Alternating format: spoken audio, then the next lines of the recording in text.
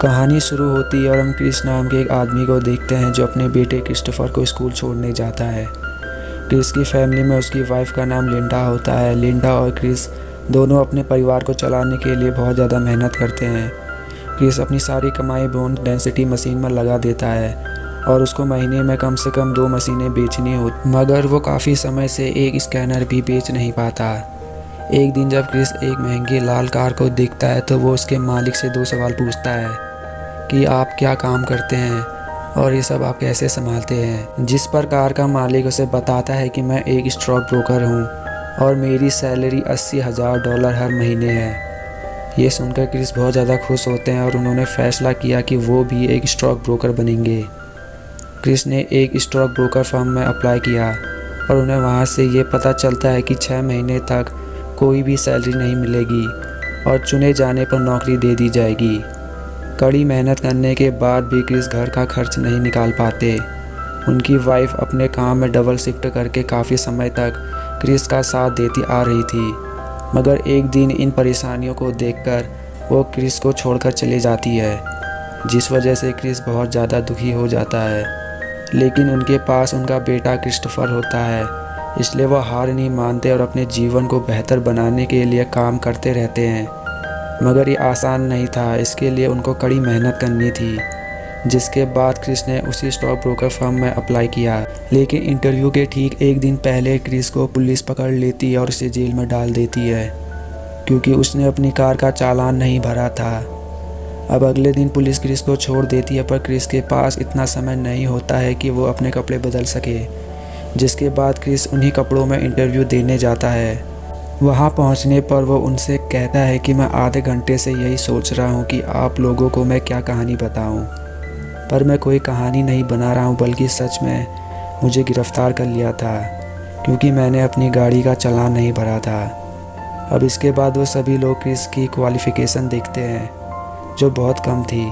पर तभी क्रिस कहता है कि अगर मुझे किसी सवाल के जवाब का पता ना हो तो मैं साफ साफ बता देता हूँ, पर इसका ये मतलब नहीं है कि मैं जवाब ना ढूंढ सकूँ और मैं जवाब का पता लगा लेता हूँ। क्रिस के इतना कहने के बाद वो सभी लोग उससे बहुत प्रभावित होते हैं और उसे इंटर्नशिप में रख लेते हैं। लेकिन इस इंटर्नशिप में क्रिस को सैलरी नहीं मिलनी थी और 6 महीनों तक बिना सैलरी के जीवन में गुजारा करना मुश्किल था। इसलिए अब उनके सामने ये फ़ैसला करना था कि वो घर को चुने या फिर खाना, क्योंकि वो पहले से ही इतनी तंगी जीवन जी रहे थे। अब उस पे बिना सैलरी के वो भी 6 महीने तक काम करना, जिसमें नौकरी सिर्फ 100 लोगों में से किन्हीं 20 लोगों को ही मिलनी थी।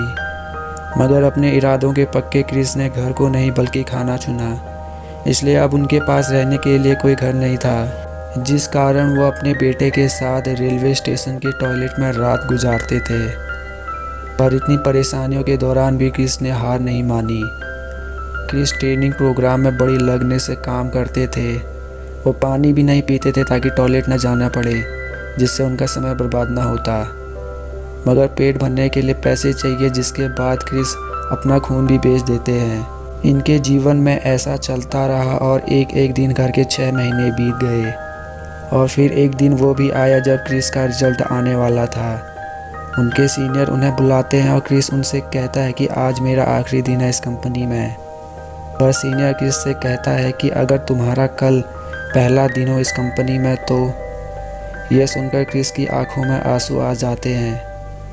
इस तरह आज वो दिन भी आया जब उनके जीवन का संघर्ष ख़त्म होता है, क्योंकि उन्होंने वो कर लिया था जो वो करना चाहते थे और वो एक स्टॉक ब्रोकर बन जाते हैं।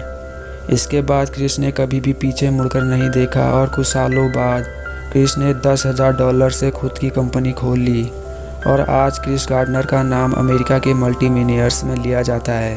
क्रिस कहते हैं कि मैं बेघर था, लेकिन मैं निराश नहीं था। मुझे पता था कि एक बेहतर दिन आने वाला है। दूसरे लोग आपकी सीख पर सवाल उठा सकते हैं, आपके कागजात, आपकी डिग्री, आपकी योग्यता को कम करने के लिए हर तरह के तरीके खोज सकते हैं, लेकिन आपके अंदर क्या है कोई भी आपसे नहीं ले सकता या ख़राब नहीं कर सकता है। तो ये थी क्रिस गार्डनर के जीवन की कहानी, जिनके अटूट हौसलों के आगे मुश्किलों ने भी अपने घुटने टेक दिए। और इसी के साथ ये कहानी यहीं पर ख़त्म हो जाती है। उम्मीद करता हूँ कि आपको ये कहानी पसंद आई होगी।